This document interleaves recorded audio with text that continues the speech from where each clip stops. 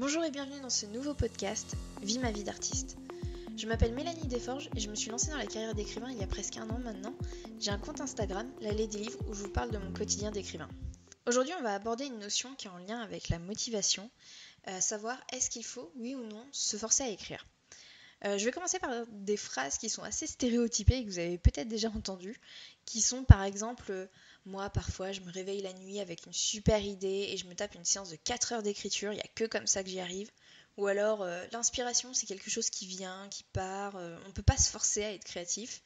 Et la fameuse tous les auteurs passent par une phase de panne, de longs mois sans pouvoir écrire, ça fait partie du processus de création. Alors déjà, laissez-moi vous dire que tout ça ne reflète pas la vérité. La créativité, en fait, c'est une chose qui est assez complexe et si elle reste une qualité innée, on peut la travailler, en fait. On peut la stimuler et la développer. On pense souvent, en fait, à tort que l'écrivain subit les aléas de son imagination et qu'il en est tributaire, alors qu'en fait, pas du tout. On n'arrive pas à s'imaginer qu'un auteur puisse se forcer à écrire tant on a associé l'activité à la passion et à la spontanéité. Alors du coup, j'ai une nouvelle pour vous. Il n'y a pas autant d'impulsivité qu'on voudrait le croire dans le processus d'écriture. Il y a une réelle rigueur et une organisation qui va être plus ou moins développée en fonction de chacun. Alors oui, parfois on préférerait regarder la télé, promener son chien ou même jouer aux cartes plutôt qu'écrire. Mais du coup, est-ce que ça veut dire qu'on se force à écrire ? Comme tous les métiers, je vais vous dire, il est important que vous aimiez ce que vous faites. Donc forcément, il faut que vous aimiez écrire. Il ne faut pas que ce soit une obligation d'écrire. Par contre, il y aura des jours avec et des jours sans. Et du coup, il y aura des jours où vous n'aurez pas envie d'écrire. Dans ce podcast, en fait, je vais vous expliquer pourquoi il est important parfois de se forcer à écrire. Et pourquoi, en fait, même lorsque votre motivation est au plus bas, il faut continuer à écrire. Le plus important, c'est déjà de comprendre pourquoi vous n'avez pas envie d'écrire. Quand vous allez comprendre d'où vient votre blocage, ça peut même directement le faire disparaître. Par exemple, est-ce que vous redoutez la scène que vous êtes censé écrire ? Est-ce que vous avez perdu l'intérêt que vous portiez à votre roman ? Ou est-ce que justement ça n'a aucun rapport avec l'écriture ? Que c'est juste que vous êtes malade, déprimé, que vous avez des problèmes familiaux, des problèmes d'argent ou des problèmes d'amour ? Ou alors, tout simplement, est-ce que vous avez besoin d'une pause ? Vous comprendrez très vite en fait que l'envie d'écrire, elle va être liée à votre état psychologique bien plus qu'à votre créativité elle-même. Du coup, lorsque vous allez mal, que votre esprit ne peut pas se concentrer sur l'imagination, vous n'avez pas envie d'écrire. Si la source de votre tourment en fait est extérieure à votre roman, ça sert à rien d'insister. Tant que le problème ne sera pas résolu, vous n'irez pas mieux. Alors, il est important pour se concentrer sur son écriture d'être serein ou du moins le plus serein possible finalement. Bien entendu, vous allez toujours avoir un ou deux petits tracas dans la vie. Donc n'attendez pas d'être 100% serein pour pouvoir écrire, sinon vous risquez de jamais vous y mettre. Mais vous devez par contre pouvoir mettre vos problèmes personnels de côté le temps d'une séance d'écriture. Si votre vie personnelle est trop envahissante pour pouvoir être mise sur pause, votre créativité et votre envie d'écrire vont en prendre un sacré coup en fait. Alors je vous vois venir. Du coup, si tout va bien dans votre vie et que vous n'avez toujours pas envie d'écrire, si c'est vraiment lié à votre roman, posez-vous plusieurs questions. Est-ce que c'est passager ? Est-ce que vous êtes sur la bonne voie ou alors est-ce que justement vous êtes éloigné de votre projet initial ? Est-ce que vous êtes lancé dans un projet trop complexe ? Est-ce que vous avez besoin de faire des recherches ? Bref, pour quelles raisons est-ce que vous avez perdu la flamme ? Alors dans les pertes de motivation passagère, on retrouve le syndrome du milieu. Le syndrome du milieu, on en parlera dans un prochain podcast plus en détail, mais pour résumer rapidement, c'est vous êtes à la moitié de votre roman et en fait l'euphorie du début s'est clairement cassé la figure. Vous avez 1000 idées pour les prochains romans que vous allez écrire et ça vous paraît beaucoup plus attrayant, beaucoup plus intéressant que ce que vous êtes en train de faire actuellement et du coup vous bloquez. Alors rassurez-vous, c'est normal et ça arrive à beaucoup d'auteurs. Je suis moi-même victime du syndrome du milieu presque à chaque fois. Pour ça, il suffit en fait de passer les quelques chapitres qui vous embêtent, quitte à les bâcler et y revenir plus tard en fait, et vous allez voir la motivation va revenir d'elle-même. La pression aussi, c'est très mauvais pour l'envie d'écrire. Alors quand vous avez par exemple une deadline qui se rapproche à grands pas, que vous vous rendez compte par exemple que vous allez devoir présenter un personnage important, une scène cruciale dans votre histoire, toute cette pression que vous allez vous mettre peut vous empêcher d'écrire. Dès que vous apportez trop d'importance en fait à ce que vous allez mettre sur papier, vous vous mettez la pression et c'est fini. Parfois, tout simplement, ça peut être aussi parce que vous êtes perdu en fait dans votre récit. Vous savez plus où aller et dans ces cas-là, en fait, je vous conseille de ressortir votre lettre d'intention. Ça peut vous aider. Ou alors, vous ressortez votre plan et vous vous posez un instant. Vous reprenez votre histoire depuis le début, vous faites un nouveau plan sommaire ou alors vous essayez de vous réimaginer plus en détail les chapitres à venir, mais vous vous posez, vous réfléchissez à votre histoire, à la cohérence et vous allez voir, ça peut vous débloquer. On a vu ensemble ce qui pourrait potentiellement provoquer votre perte de motivation, comment la résoudre. Du coup, il nous reste une question. Si on se force, c'est qu'on peut écrire sur commande. Alors là, c'est une question qui est assez cruciale. Contre toute attente, moi je pense que oui, on peut écrire sur commande. Mais alors il faut préciser ici qu'on parle en fait du coup d'un rendement d'écriture.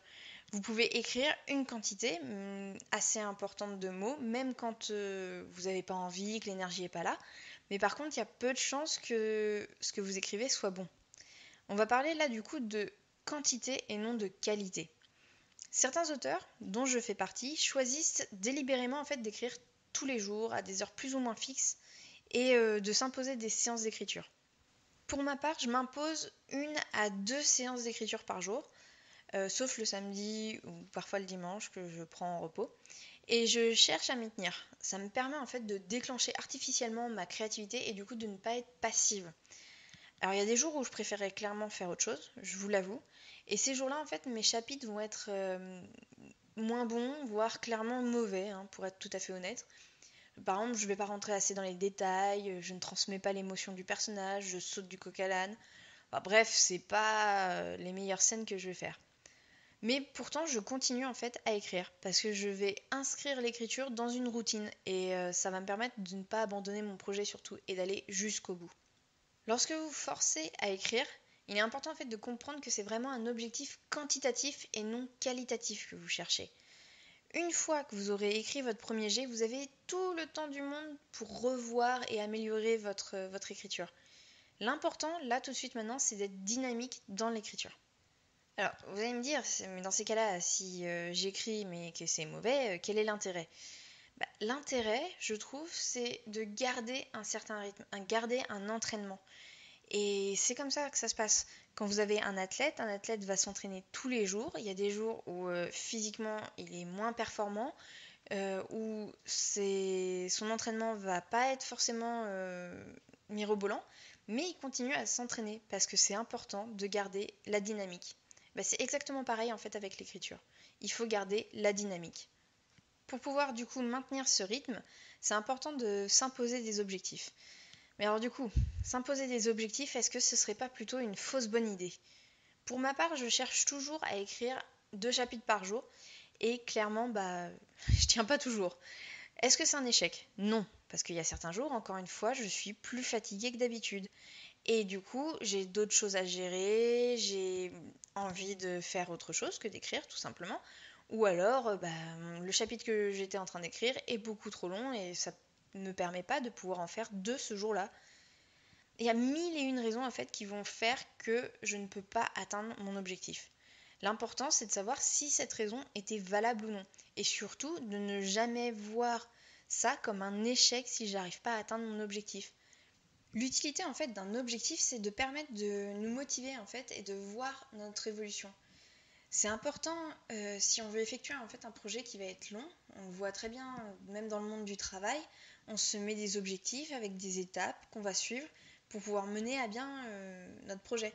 C'est exactement pareil pour l'écriture. Les objectifs, ça vous permet de voir si vous avancez ou pas. Mais il faut à aucun moment que ces objectifs en fait vous obsèdent ou vous démoralisent parce que vous n'arrivez pas à les atteindre. Et si vous n'arrivez pas à les atteindre, c'est pas forcément parce que vous êtes mauvais, que vous devez redoubler d'efforts, que quelque chose ne va pas chez vous. Pas forcément, ça peut être juste tout simplement que vous n'avez pas posé des objectifs réalisables. Et dans ces cas-là, si vous vous en rendez compte, il faut s'adapter tout de suite et changer ça. Ne pas réaliser ces objectifs, ce n'est pas un échec tant que vous apprenez en fait. Donc du coup, en fait, si les objectifs ont tendance à vous stresser ou à vous démoraliser, surtout n'en faites pas. Il faut vraiment que vous le fassiez si ça vous aide à avancer. Mais surtout pas si ça vous freine, justement. Alors il reste maintenant une dernière question. Quand est-ce que vous pouvez en fait lâcher du lest? Parce que depuis le début de mon podcast, je vous prône la persévérance, je vous dis qu'il faut continuer même quand le cœur y est plus. Alors c'est très bien tout ça, mais du coup quand est-ce qu'on se repose? C'est parfois important de prendre une pause sur l'écriture du roman en fait. Et cette pause, c'est pas l'arrêt total du projet. Elle peut passer par de nouvelles recherches, par la relecture des chapitres précédents, par l'élaboration de la lettre d'intention d'un autre projet. Bref, vous ne mettez pas l'écriture en pause, vous mettez seulement l'écriture de votre roman actuel. Alors, c'est parfois important de prendre du recul pour pouvoir en fait tout simplement retrouver son enthousiasme. Je vous recommande de faire cette pause quand votre baisse de régime a dépassé plusieurs jours et que vous vous rendez réellement compte que là vous en pouvez plus. Vous devez savoir en fait lever le pied de temps à autre pour pouvoir mieux revenir. Ce qui est important par contre, c'est de ne surtout pas culpabiliser lorsque vous allez faire cette pause. Vous ne perdez pas votre temps, vous vous ressourcez. En prenant une journée de repos, en fait, des fois, vous serez même plus productif dans le futur.